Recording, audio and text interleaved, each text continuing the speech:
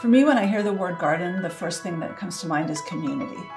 I love being in gardens because it's sort of a non-verbal way of communing. So what I love about gardens is that there's a couple of the senses that we use to engage in everyday life are not there. So there's no language, there's no sort of energy from another person to navigate, and there's just a really sort of calming aspect of it for me.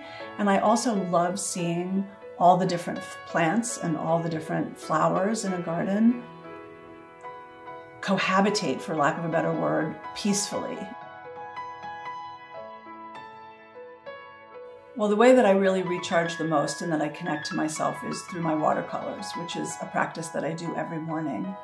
I started doing it about 2 years ago, and they're really a way for me to connect with my feeling states rather than my thinking states.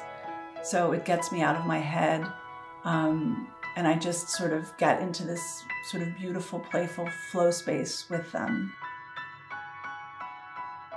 If you don't know your own north, when you're around other people or other circumstances, you can easily get, pulled. And so in different directions. And I think that there's something really beautiful about knowing that you have like an inner space that belongs to you, and you can visualize that. And so inner gardens, when we talk about, creating havens and spaces that we go to that are outside of ourselves, like, monasteries or churches or whatever, you can totally create that visually in your imagination and place that space in yourself, in your heart or in your stomach.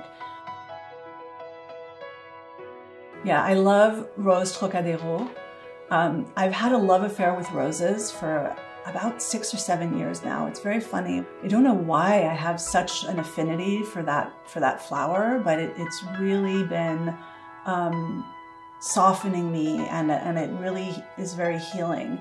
And so a fragrance like Rose Trocadero I'm completely drawn to. And I also like its other notes. I just feel like it's the perfect, it's not too sweet, it's just like the perfect, it reminds me of sort of just imagination and creativity.